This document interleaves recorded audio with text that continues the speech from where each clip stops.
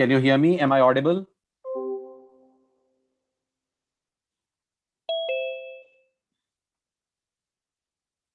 Great, चलिए बढ़ते हैं आगे अब।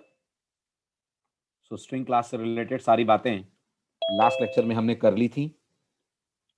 अब आज स्टार्ट करते हैं अपन next chapter, that is decision control statements.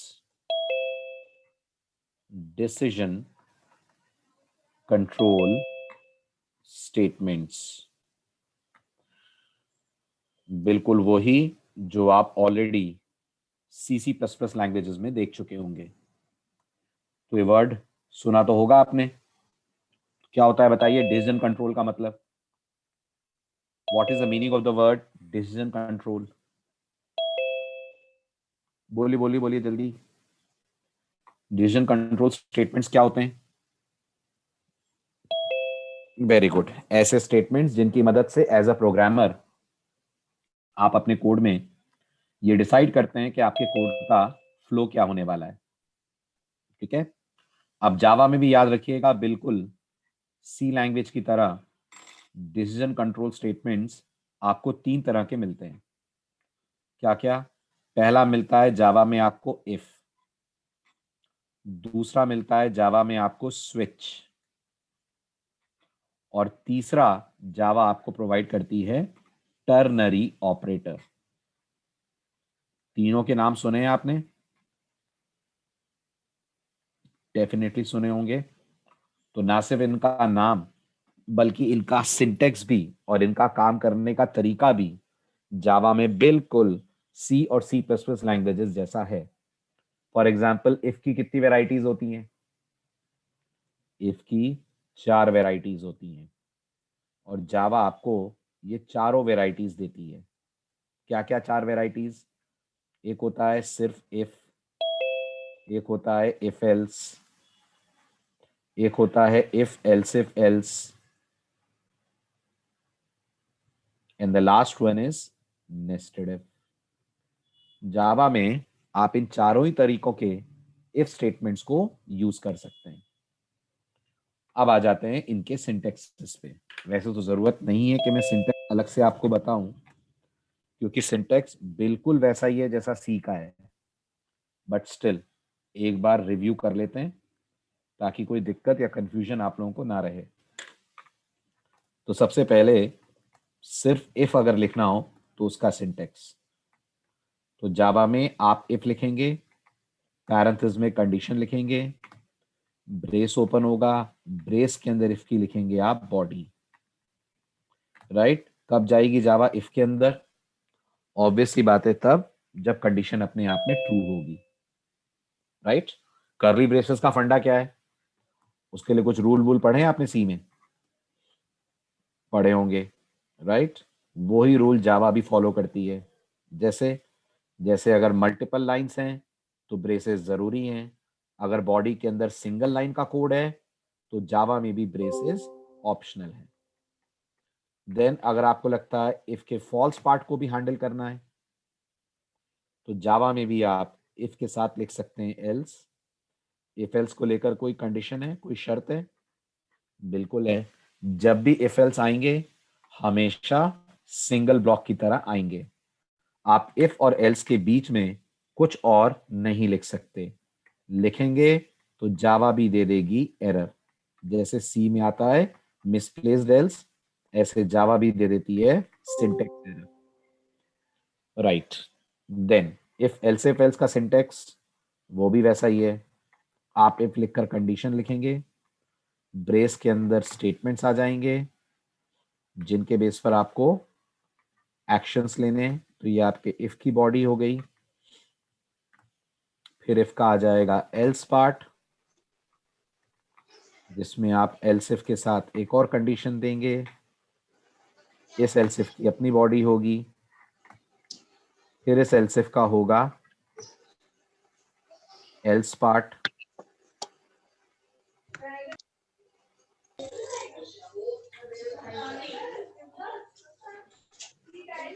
Harshita, Munib, आप लोगों के माइक्स ऑन है?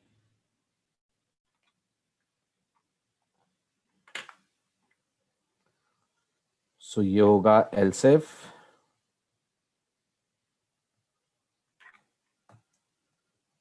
और ये आ जाएगा फिर एल्स।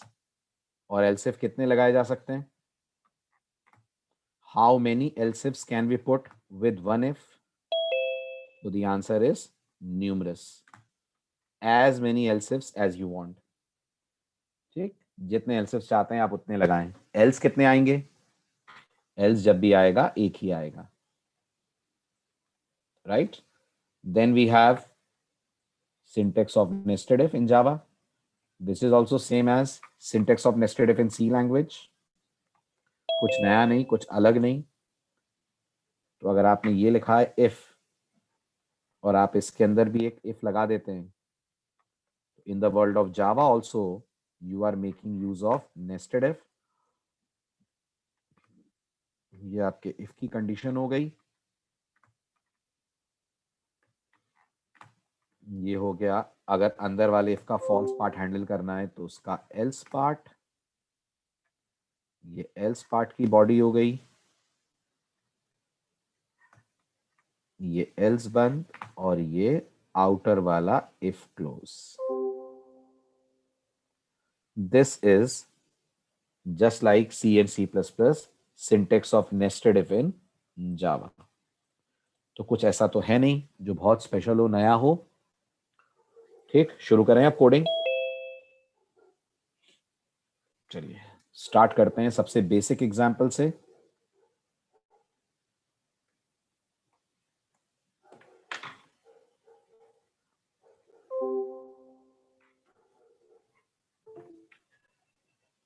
तो मैं क्वेश्चन दिखा रहा हूं आपको, आप क्वेश्चन डिजाइन करिए।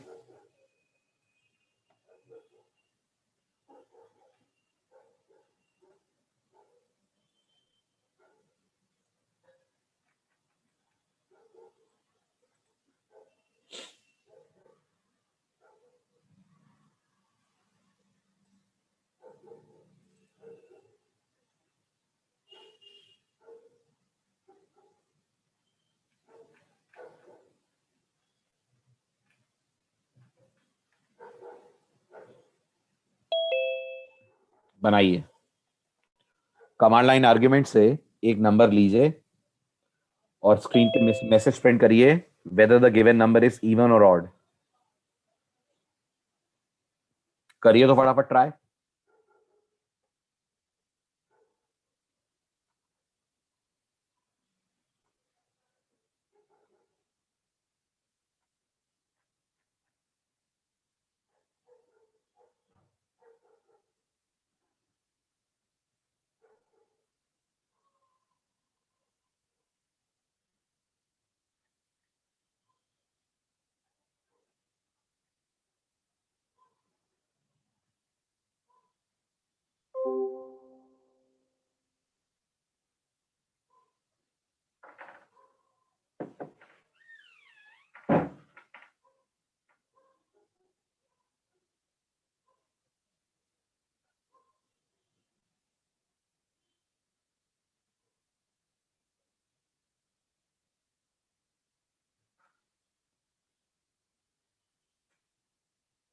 बन पा रहा है?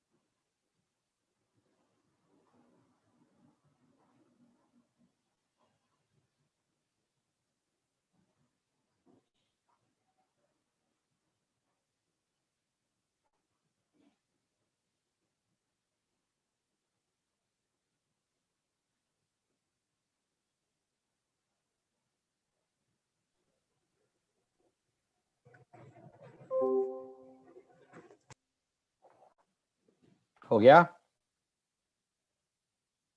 गुड। करिए अब आप मैथ्स।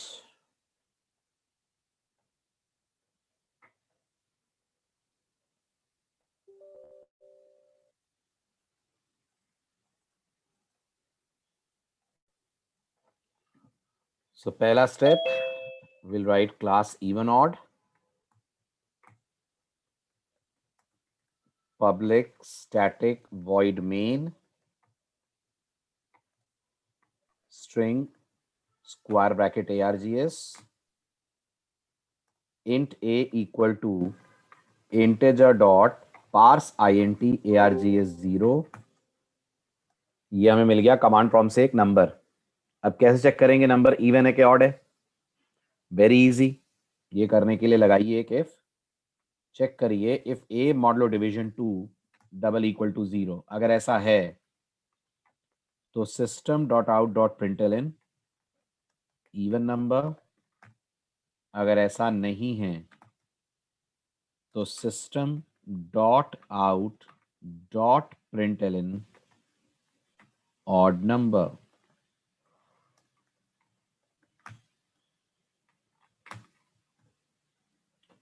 करेक्ट? ऐसे ही करा है आप लोगों ने भी, सेम अप्रोच।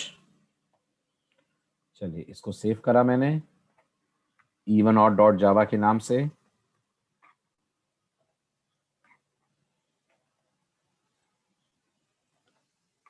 कमांड प्रॉम्प्ट पे पहुंचे, रन एज एडमिनिस्ट्रेटर,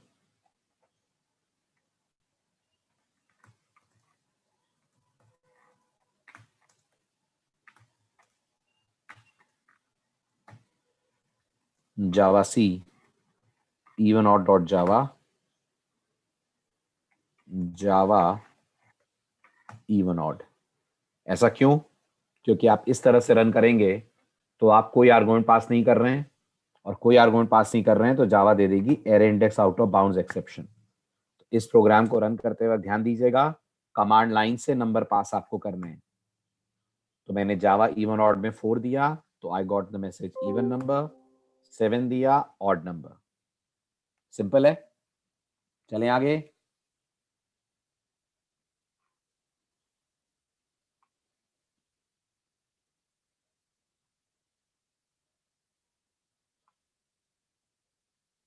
कंप्लीट। चलिए नेक्स्ट।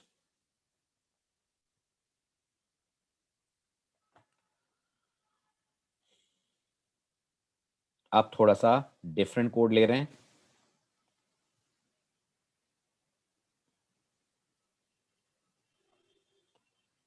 इस बार आपको ये बनाना है।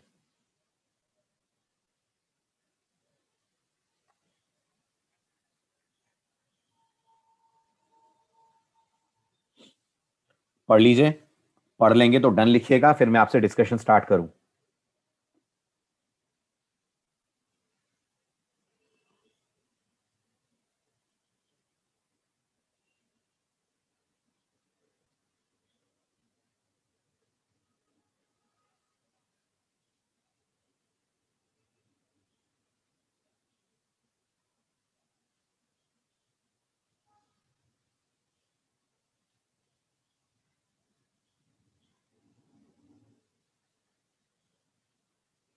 हो गया? राइट। कितने आर्गुमेंट पास होंगे कमांड प्रॉम्प्ट से? कमांड प्रॉम्प्ट से कितने आर्गुमेंट पास होंगे? 3। Very good. तीनों इंटीजर होंगे? नहीं, एक इंटीजर होगा, 2 स्ट्रिंग्स होंगी। ओके, ठीक है। इसमें इंटीजर एज को रिप्रेजेंट करेगा, उसके बाद जो स्ट्रिंग आएगी वो जेंडर है, और थर्ड स्ट्रिंग जो आएगी वो मैरिड या अनमैरिड होगी। ओके, इसका मतलब प्रोग्राम रन कैसे होगा? प्रोग्राम रन यूजर कुछ ऐसे करेगा, समझिएगा।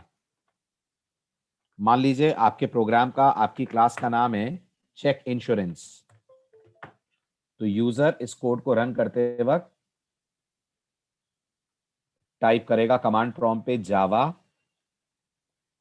फॉलोड बाय चेक इंश्योरेंस, और यहां से 3 वैल्यूज पास करेगा। राइट? इसमें पहली वैल्यू इंटीजर होगी, यस और नो? पहली वैल्यू इंटीजर होगी, इमेजिन करिए उसने 32 पास करा। दूसरी वैल्यू जेंडर होगी, इमेजिन करिए उसने मेल पास करा। तीसरी वैल्यू मैरिटल स्टेटस होगी, इमेजिन कर लीजिए उसने अनमैरिड पास करा। तो आपको इस क्राइटेरिया को देखते हुए इन रूल्स के अकॉर्डिंगली बताना है यूजर को इंश्योरेंस मिल रही है कि नहीं मिल रही है। ओके, ये 32 कहां जाकर स्टोर होगा? ये जाएगा ARGS 0 में। ये मेल कहां जाकर स्टोर होगा? ये जाएगा ARGS 1 में। और ये अनमैरिड कहां स्टोर होगा? ये जाएगा ARGS 2 में। अब इसके ऊपर लगानी है आपको कंडीशंस और बताना है यूजर इंश्योरेंस के लिए एलिजिबल है कि नहीं है। ठीक है, तो मैं कोड लिख रहा हूं, आप मुझे गाइड कीजिए कैसे इस कोड को अपन करेंगे design. So let's start off. So मान लीजिए क्लास मैंने बनाई by the name of check insurance. Within the class, as usual, main with a string array as argument। ठीक, अंदर बोलिए। अब मैं चाहता हूं ये जो एज नाम का वेरिएबल है इसमें एज आकर स्टोर हो जाए। क्या लिख दूं? क्या स्टेटमेंट लिख दूं? Good, integer dot parse INT ARGS 0। Very good, फिर क्या करें? नेक्स्ट ले लें स्ट्रिंग। स्ट्रिंग हो जाएगा हमारे पास जेंडर। जेंडर में सीधे सीधे कॉपी कर दें ARGS 1, कर सकते हैं। इसमें तो कुछ पार्स वार्स करने की जरूरत नहीं है, जेंडर खुद ही स्ट्रिंग है। ठीक है, और एक ले लें अपन स्टेटस, उसमें रख दें ARGS 2। हालांकि आप ध्यान से सोचें तो जेंडर और स्टेटस की जरूरत नहीं है, हम डायरेक्टली भी इन्हें यूज कर सकते हैं। कर सकते हैं ना? दो वेरिएबल हमारे बच जाएंगे, जेंडर और स्टेटस। बट मैंने कोड को सिंपल रखने के लिए इनको यूज करा है। अब आपने अगर क्वेश्चन ध्यान से पढ़ा हो तो इंश्योरेंस मिलने की पहली कंडीशन क्या है? पढ़िए। इंश्योरेंस मिलने की पहली कंडीशन है यूजर मैरिड है। अगर यूजर मैरिड है तो प्रोग्राम इंश्योरेंस दे देगा। कैसे चेक करेंगे यूजर मैरिड है? That requires N if statement. क्या लिखेंगे इफ में? इफ में आप लिखेंगे if status, married unmarried status से ही पता चलेगा ना। तो if status dot equals ignore case, double quotes में मैरिड। समझ आई आपको first line? Equals ignore case इसलिए यूज करा है क्योंकि जावा के अंदर स्ट्रिंग्स डबल इक्वल टू से कंपेयर नहीं होती, और equals ignore case particular call करने का पर्पस था कि यूजर मैरिड कैपिटल दे स्मॉल दे कैसे भी दे, प्रोग्राम उसको मैरिड की तरह ट्रीट करे। ठीक है, तो अगर ये कंडीशन ट्रू है तो code system dot out dot println के थ्रू यूजर को मैसेज देगा इंश्योरेंस गिवन।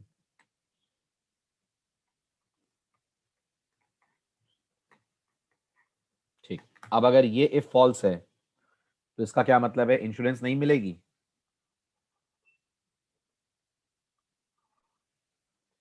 गुड, इंश्योरेंस मिल सकती है अगर यूजर बाकी दो क्राइटेरियाज को फुलफिल करे।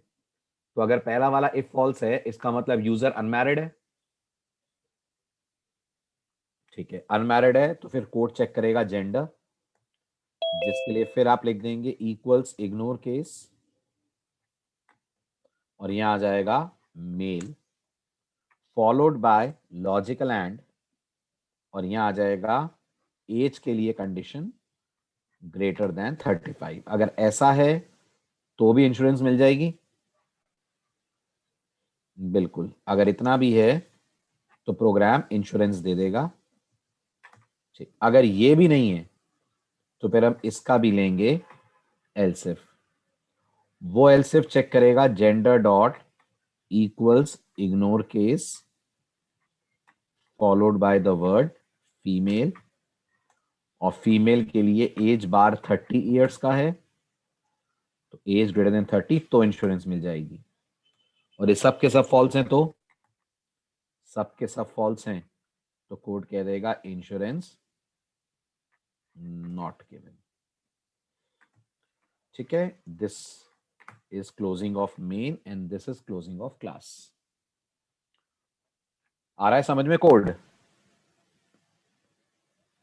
क्लियर हो रही है वर्किंग?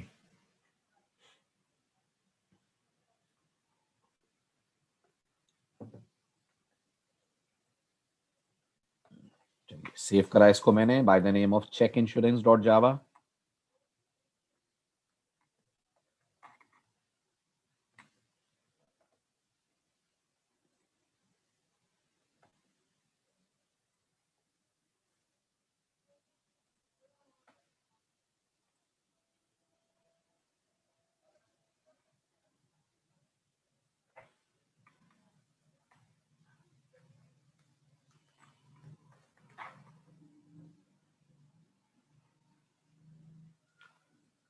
कमांड प्रॉम्प्ट पे आए, यहां लिखेंगे जावा सी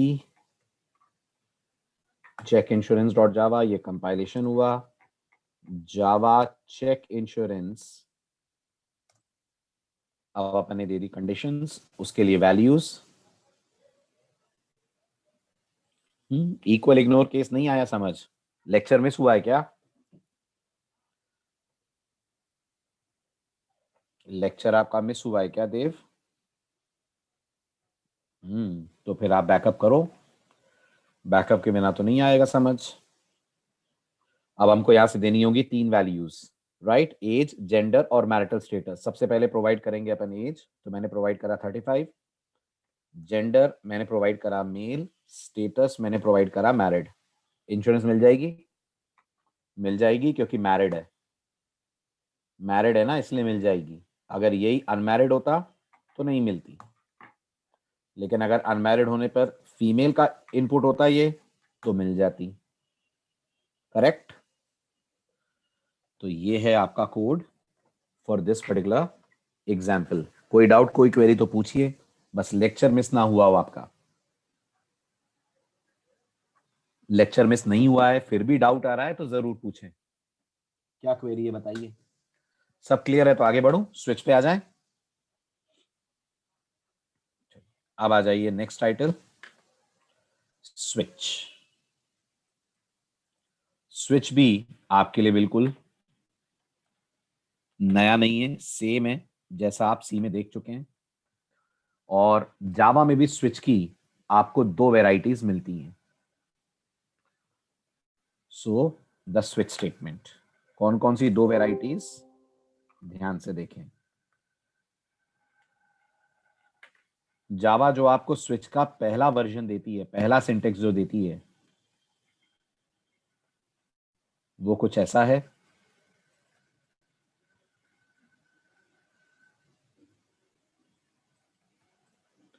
जिसमें आपने स्विच लिखा, स्विच के पैरेंथेसिस में आप मेंशन करेंगे वेरिएबल का नाम, एंड विद इन स्विच आप मेंशन करेंगे cases, right? Case value 1 colon, इस केस की बॉडी जो भी आपको देनी हो। फिर इस बॉडी से बाहर आने के लिए क्या करते हैं? ब्रेक। तो जावा भी ब्रेक में बिलीव करती है। फिर इसी स्विच का अगला case which is case value 2, right? ऐसे आपको जितने केसेस देने दीजिए, और अगर कोई केस मैच नहीं करता है तो फिर क्या चलता है? तो फिर जावा भी बोलती है कि आप लिखें डिफॉल्ट। ठीक है? जावा में भी याद रखिएगा स्विच के लिए इंटरनली जंप टेबल बनती है, पढ़ा होगा आपने। इसलिए केसेस किसी भी ऑर्डर में दिए जा सकते हैं, डिफॉल्ट ऊपर भी दिया जा सकता है, कोई जरूरी नहीं है कि डिफॉल्ट लास्ट में ही लगाया जाए। करेक्ट? पढ़ा है आपने सब सी में? ठीक है, अब बात आती है, ये जो वेरिएबल आपने लिया है स्विच के पैरेंथेसिस में, ये किस डेटा टाइप का हो सकता है? Jump table. स्विच को हैंडल करने के लिए कंपाइलर्स इंटरनली एक टेबल प्रोड्यूस करते हैं जो स्विच को एफिशिएंट बनाती है, जिस कारण से रन टाइम पे एक एक केस इवैल्यूएट नहीं होता, उस टेबल के थ्रू इवैल्यूएशन होता है। उसको बोलते हैं अपन जंप टेबल। ठीक है, जंप टेबल थोड़ा नहीं है, वो पूरा एक लेक्चर की कहानी है। तो अल्लाह, थोड़ा सा होता तो मैं जरूर समझा देता। हाँ विवेक, सेम कहानी है। अगर पहला केस ट्रू हुआ और आपने ब्रेक नहीं दिया है तो दूसरे केस में जावा भी एंटर कर जाएगी, उसे भी रन कर देगी। इसलिए यहां भी ब्रेक देना जरूरी है। क्या डाउट है योगेश, बोलिए। अनम्यूट करूं? ओके, बोलिए Yogesh. Good evening sir. Good evening. Sir अभी हमने जो सर इंश्योरेंस वाला प्रोग्राम बनाया सर, चल उसको ओपन कर ली। इंश्योरेंस वाला प्रोग्राम ओपन करो, ठीक है। ये रहा इंश्योरेंस वाला, बोलिए। सर इसमें जो सर हमने एज एज के बाद सर ये डिक्लेयर किया है सर, स्ट्रिंग जेंडर, और सर इसमें ARGS1 असाइन किया है सर। ये स्ट्रिंग जेंडर सर ये ऑब्जेक्ट बन रहा है या फिर सर कोई वेरिएबल बन रहा है? रेफरेंस बन रहा है सर रेफरेंस बन रहा है। अपन ने पढ़ा है ना जावा के अंदर। क्या आपकी भी क्लास मिस हुई है क्या? नो सर, मैंने पढ़ा है सर। नहीं सर, वो मुझे डाउट इसलिए हो रहा था क्योंकि हमने जब ऑब्जेक्ट बनाने का तरीका पढ़ा था तो सर वो न्यू कीवर्ड के साथ पढ़ा था। और फिर हमने कुछ और भी पढ़ा था, भूल रहे हैं आप? खोलूं लास्ट लेक्चर के नोट्स? इसीलिए तो मैंने पूछा है क्लास मिस हुई है क्या। आप कह रहे हो नहीं हुई है। अगर क्लास मिस नहीं हुई है तो आपको याद होगा। ये सर लास्ट में बताया था कुछ। लास्ट में कुछ बताया था। ये सर कि अगर हमारे पास 9 क्लासेस हैं कि, हाँ शाबाश। तो ये रहा और हम हमारा, बिना बिल्कुल सही, जावा बैच 3। ये हमारा लास्ट लेक्चर के नोट्स हैं कल के। यहां पर मैंने आपको कुछ बोला था कि आप जावा के अंदर स्ट्रिंग क्लासेस के लिए बगैर न्यू के भी क्रिएट करवा सकते हैं ऑब्जेक्ट। स्ट्रिंग में न्यू यूज करना कंपलसरी नहीं होता यस सर। है ना। Yes sir. बस वही हुआ था आज। तो न्यू नहीं लिखा। और वैसे भी अपन देखें तो यहाँ मैं ऑब्जेक्ट तो बना ही नहीं रहा हूँ, मैं तो यहाँ सिर्फ एक रेफरेंस बना रहा हूँ जिसे डायरेक्टली असाइन कर दे रहा हूँ स्टेटस के अंदर। प्रदीप, उसमें बहुत बड़ा फर्क है, वो अपन पढ़ेंगे आगे। मैंने कहा ना, जब हम स्ट्रिंग को डिटेल में पढ़ेंगे तब डिस्कस करेंगे। अभी बताऊंगा भी ना तो आपने जावा में टेक्निकली उतनी सारी बातें नहीं पढ़ी हैं कि आप वो डिफरेंस समझ पाओ। तो डिफरेंस तो डेफिनेटली है न्यू से बनने और बने न्यू के बनने में, लेकिन that's a topic to be discussed in strings.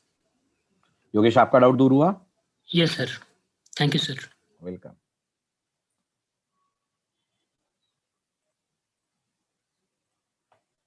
तो वापस आते हैं अपन। तो मैं बात कर रहा था, ये जो हम स्विच में वेरिएबल का नाम ले रहे हैं पैरेंथेसिस में, ये किस डेटा टाइप का हो सकता है? तो गौर करिएगा, ये हर डेटा टाइप का अलाउड नहीं है। ये वेरिएबल जावा में सिर्फ 5 डेटा टाइप्स का हो सकता है। ओके, कौन कौन सी 5 डेटा टाइप हैं? ये 5 डेटा टाइप में आता है, ये बाइट हो सकता है, याद रखिएगा। शॉर्ट हो सकता है, कैर हो सकता है, इंट हो सकता है, और स्ट्रिंग भी हो सकता है। स्ट्रिंग होना कब से अलाउड हुआ? स्ट्रिंग होना अलाउड हुआ जावा 6 ऑनवर्ड्स। तो जावा 6 के पहले क्या अलाउड था? जावा 6 के पहले 4 ही अलाउड थे, बाइट, शॉर्ट, कैर और इंट। ठीक है, ये मैं आपको इसलिए बता रहा हूं क्योंकि जितने भी जावा बेस्ड इंटरव्यूज होते हैं उनमें कई बार ये क्वेश्चन पूछा जाता है कि कौन सा पर्टिकुलर फीचर जावा के कौन से वर्जन से आया है। तो वो आपको याद रखना पड़ेगा क्योंकि मार्केट में जावा के कई सारे वर्जन्स पॉपुलर हैं। So as a developer you should know कि ये फीचर इस वर्जन से इंट्रोड्यूस हुआ है। तो स्विच कब से आया है? तो स्विच तो आया है जावा के वर्जन 1 से, लेकिन स्विच के केसेस में स्ट्रिंग अलाउ होना ये जावा में परमिट हुआ है फ्रॉम जावा 6 ऑनवर्ड्स। जावा 6 के पहले तक स्विच में जो केसेस आप लगाते थे वो बस बाइट, शॉर्ट, इंट, कैर, इन 4 को यूज कर सकते थे। पॉइंट क्लियर है? ये स्विच का पहला सिंटेक्स है। अब जावा स्विच का आपको एक और सिंटेक्स देती है, वो भी आप लोगों ने C++ में पढ़ा होगा। वो सिंटेक्स क्या होता है?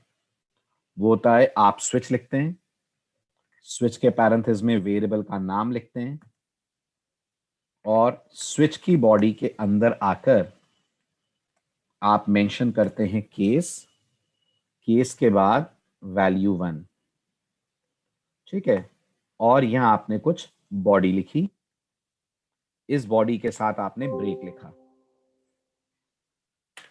ये बॉडी और ये आपने लिखा ब्रेक। फाइन। और इसके बाद आपने सेकेंड वैल्यू लिखी, आई मीन टू से सेकेंड केस लिखा। ठीक, अब ये बताइए क्या इस बात की पॉसिबिलिटी है कि वैल्यू 1 और वैल्यू 2 दोनों के लिए बॉडी सेम हो? है। तो जावा भी बिल्कुल सी लैंग्वेज की तरह आपको ये इजाजत देती है कि आप वैल्यू 2 का केस दोबारा ना लिखकर वैल्यू 1 के ही साथ में मेंशन कर दें केस वैल्यू 2। यानी अगर दो या दो से ज्यादा केसेस की बॉडी सेम आ रही है तो कोई जरूरी नहीं है कि उनके केसेस अलग अलग लिखे जाएं। आप उनके केसेस को एक साथ लिख सकते हैं। जो इसको सी में बुलाते हैं वो इसको जावा में बुलाते हैं। याद होगा आपको, सी में अपन ने पढ़ा था, इसको बोलते हैं केसेस की क्लबिंग करना। जावा भी इसको बोलती है आप केसेस को क्लब कर रहे हैं। कितने केसेस एक साथ क्लब हो सकते हैं? जितने चाहें उतने केसेस एक साथ क्लब हो सकते हैं। तो ये वर्टिकली लिखने पड़ेंगे? नहीं, ऐसा भी कुछ नहीं है, आप इन्हें हॉरिजॉन्टली भी क्लब कर सकते हैं। बस जरूरी ये है हर केस के बाद उसकी वैल्यू और उसका कोलन होना चाहिए। तो अगर हमें लग रहा है 3 और 4 केसेस हमें क्लब करने हैं, थर्ड और फोर्थ, तो ये केस वैल्यू 3, ये केस वैल्यू 4, इनकी आपने क्लबिंग कर दी। यहां आपने इनकी बॉडी लिख दी और बॉडी लिखने के बाद आपने ब्रेक लगा दिया, लाइक दिस। ये दोनों ही वेराइटीज अलाउड हैं। आप जितना चाहें उतने केसेस को क्लब कर सकते हैं। क्लियर है? एक्सरसाइज पे आ जाए।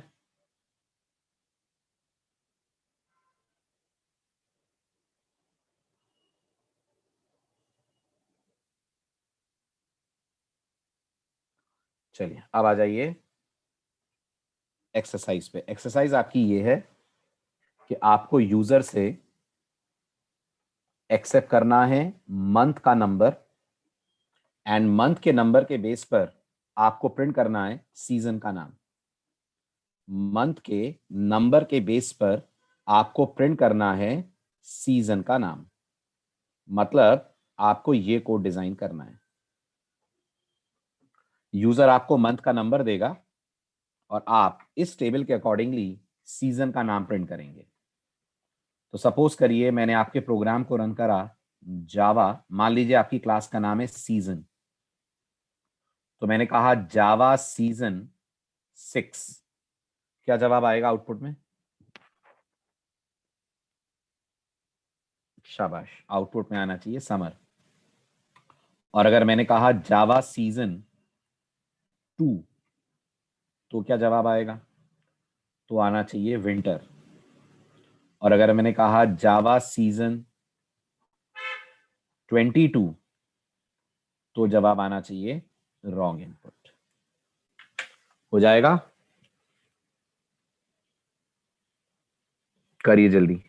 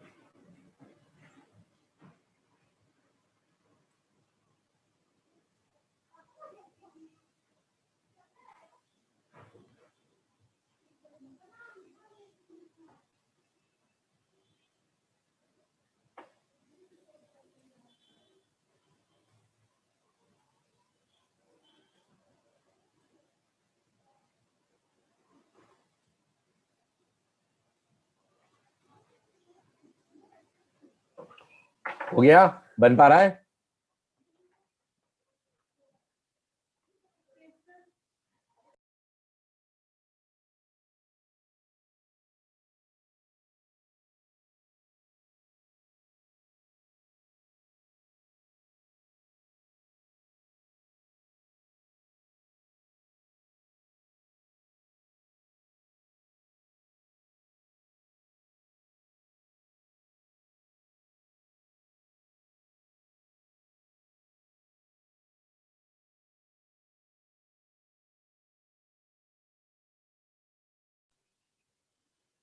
हो गया?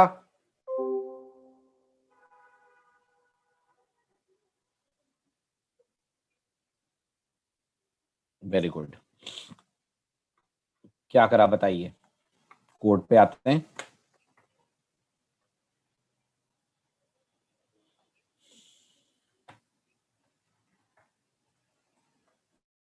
तो क्लास मान लीजिए मैंने बनाई प्रिंट सीजन,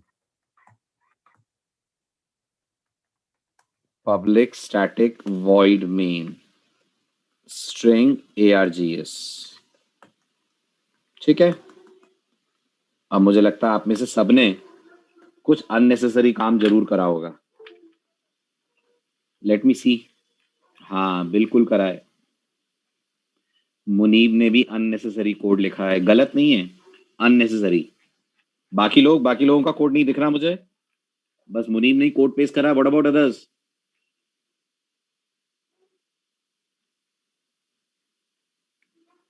कार्तिकेय आपने भी अननेसेसरी कुछ करा है। इफ नहीं लगाना है विलास, अपन को स्विच से करना है।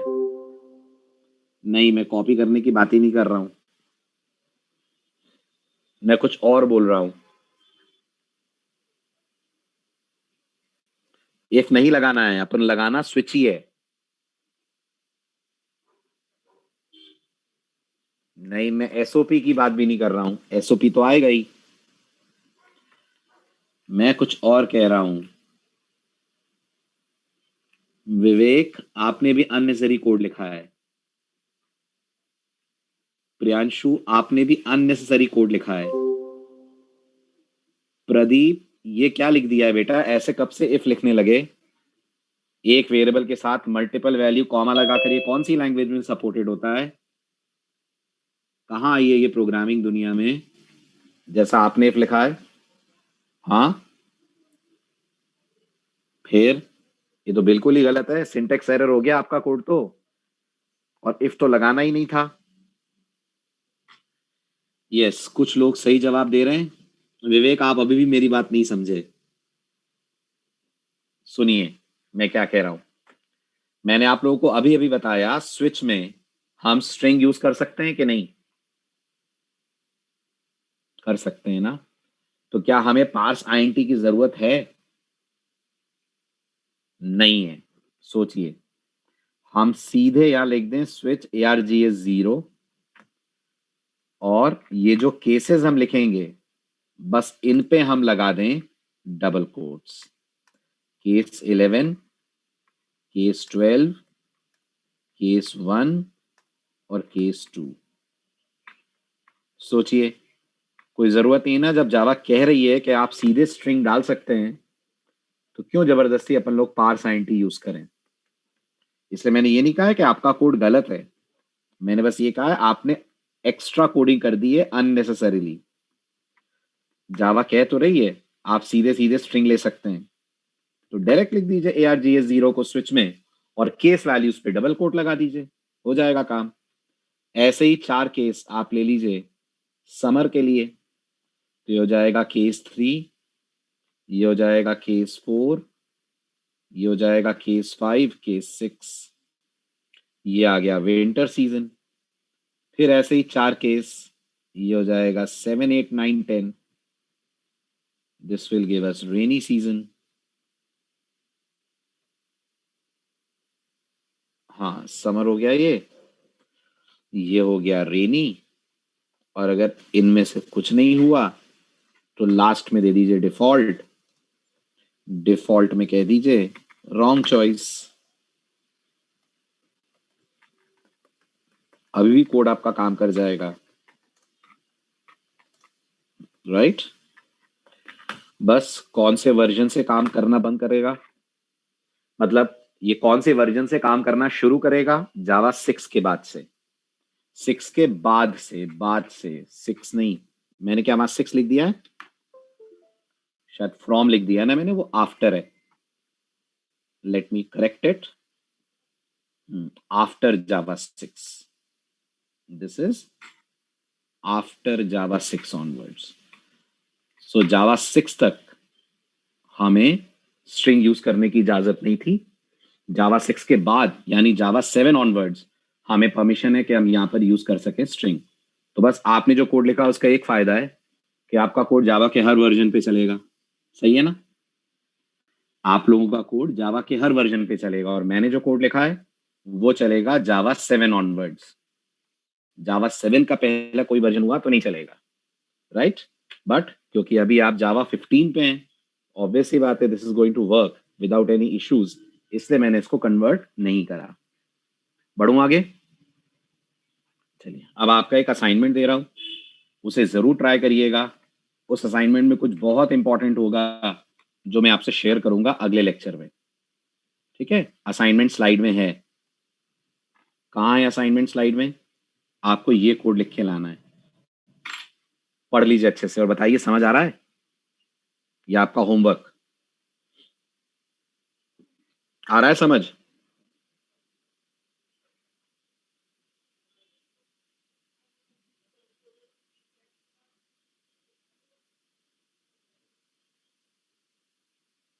ठीक है, यूजर आपको कितनी वैल्यूज देगा कमांड प्रॉम्प्ट से, यूजर आपको देगा 3 वैल्यूज। ध्यान दीजिएगा, है ना, आपको एक छोटा सा कैलकुलेटर बनाना है।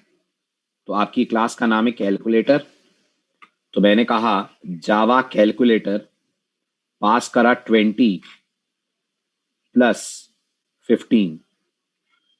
तो मेरे प्रोग्राम का आंसर क्या आना चाहिए, इस प्रोग्राम का आंसर आ जाना चाहिए सम इज 35, है ना। ये 20 कहां जाएगा, ये 20 जाएगा ARGS 0 में, याद रखिएगा।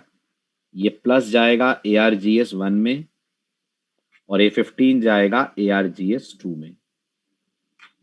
ठीक है, तीनों वैल्यूज के बीच में स्पेस है, रिमेंबर दिस, बिना स्पेस के मत लिख दीजिएगा, नहीं तो गड़बड़ हो जाएगी। हर वैल्यू के बाद एक स्पेस है, फिर अगली वैल्यू है। तो 20 स्पेस प्लस स्पेस 15, ताकि जावा को पता चले कौन किस पैरामीटर लिस्ट में जा रहा है। ठीक है, ऐसे अगर मैंने कहा 3 - 8 तो बाकायदा आंसर आए -5। ठीक है, ऑपरेटर कौन कौन से पास करेंगे यूजर, सारे एरिथमेटिक ऑपरेटर पास कर सकता है, plus minus into upon mod, इतने ही है ना जावा में एरिथमेटिक ऑपरेटर।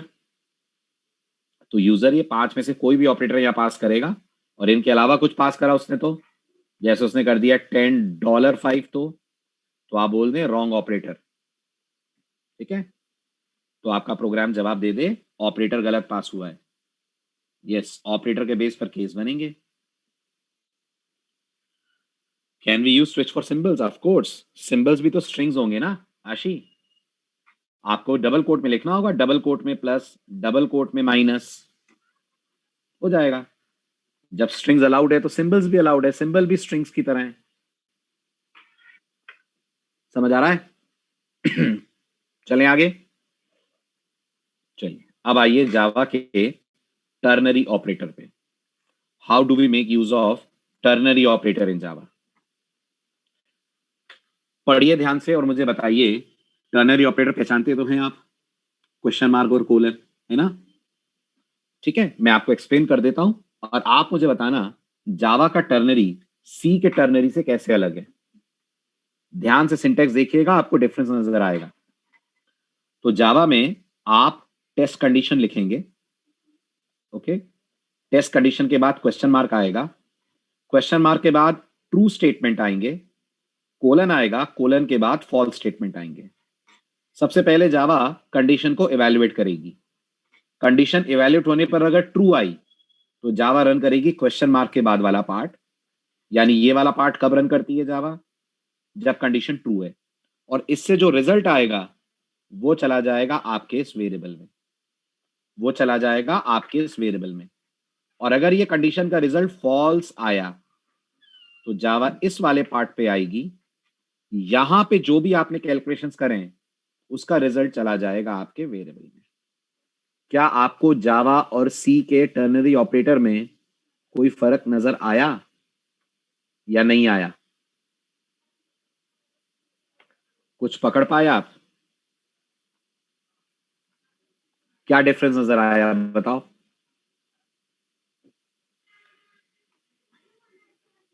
चलिए मैं आपको समझाता हूं। देखिए, अगर मैं आपसे कहता हूं सी लैंग्वेज में, watch carefully, using ternary operator, ठीक है। सबसे पहले एक बार फिर इसका सिंटेक्स बता दूं आपको। टर्नरी ऑपरेटर का सिंबल जावा में भी क्वेश्चन मार्क और कोलन होता है, रिमेंबर दिस। अगर मैं इसका सी लैंग्वेज में सिंटेक्स की बात करूं तो सी में आपने पढ़ा होगा, इसका सिंटेक्स कुछ ऐसा है। हाँ, रिपीट कर रहा हूं विकास, देखिए सी में इसका सिंटेक्स आपने पढ़ा होगा। आप कंडीशन लिखते हैं, क्वेश्चन मार्क लगाते हैं, फिर इसका ट्रू पार्ट आता है, फिर कोलन लगाते हैं, फिर इसका फॉल्स पार्ट आता है। ऐसे लिखते हैं ना टर्नरी सी में, है ना।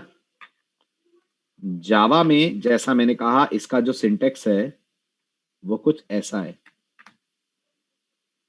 यहां आपका कोई वेरिएबल होगा, इज इक्वल्स टू, यहां कंडीशन होगी, यहां आप लिखेंगे ट्रू एक्सप्रेशन, फिर कोलन, और फिर आप लिखेंगे यहां पर फॉल्स पार्ट की एक्सप्रेशन। ठीक, कुछ फर्क दिख रहा है आप लोगों को? फर्क आपको यह दिखना चाहिए कि जावा में जो ट्रू और फॉल्स पार्ट हैं उनसे कोई रिजल्ट आना चाहिए जो जाकर वेरिएबल में स्टोर हो। What I want you to understand is, ध्यान से देखना, सी लैंग्वेज में अगर मुझे इवन ऑड का प्रोग्राम चेक करना है टर्नरी से, तो सी लैंग्वेज ने हमें पढ़ाया टर्नरी के लिए आप लिख सकते हो n modulo division 2 double equal to 0। अगर ऐसा है तो प्रिंट एफ इवन नंबर, और अगर ऐसा नहीं है तो सी ने पढ़ाया प्रिंट एफ ऑड नंबर। ऐसा ही है ना। अब अगर आपसे मैं कहूं इसको जावा में कन्वर्ट करो और आप थोड़ा सा लापरवाह एटीट्यूड लें, आपको लगेगा जावा में ये ऐसे होगा। n मॉडुलो डिवीजन 2 अगर 0 है तो हम जावा में प्रिंट एफ की जगह लिख देंगे system dot out dot println, यहां लिख देंगे इवन नंबर, और फिर हम लोग यहां लिख देंगे कोलन करके system dot out dot println, और हम लोग यहां लिख देंगे ऑड नंबर।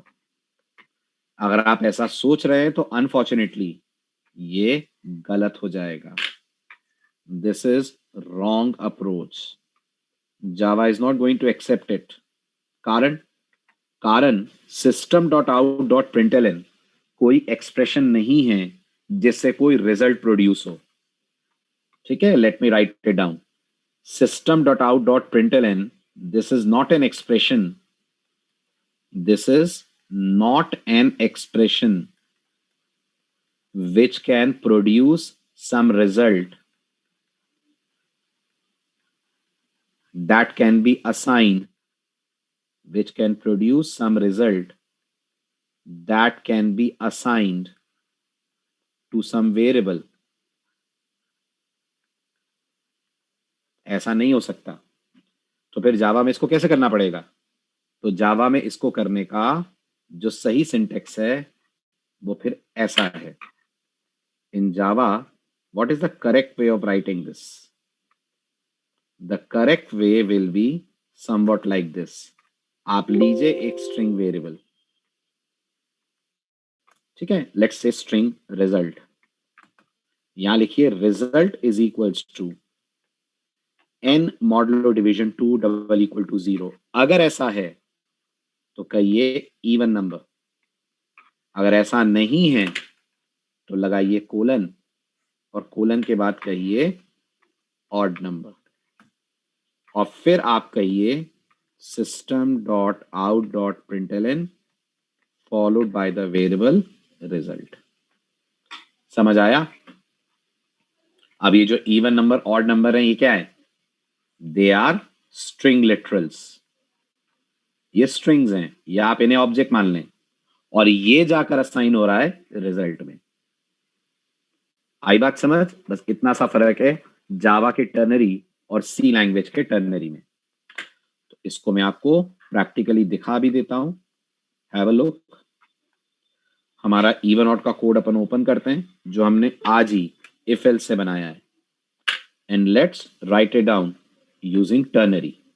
पहले हम उसको सी स्टाइल में करने की कोशिश करते हैं, कोशिश हमारी फेल हो जाएगी, फिर हम उसको करेंगे using C plus using Java style.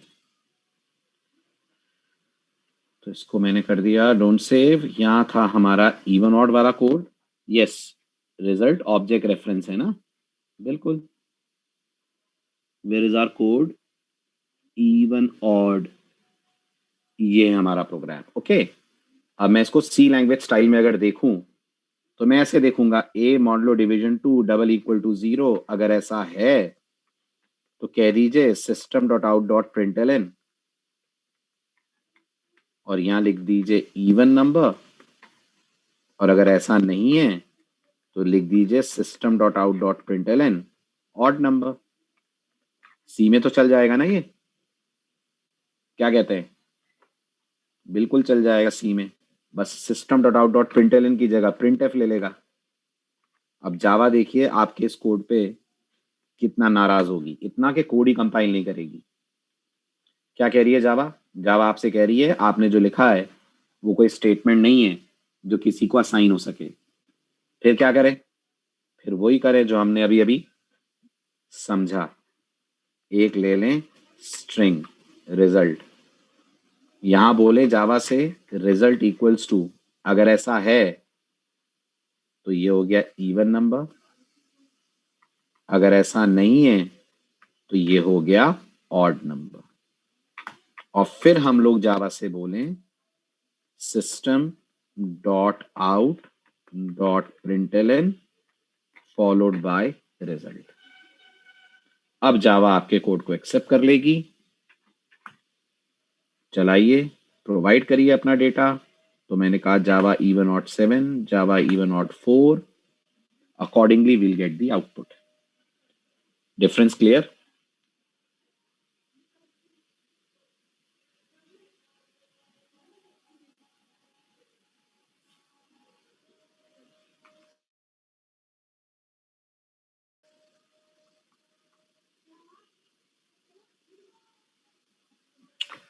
Screenshots ले लें आप।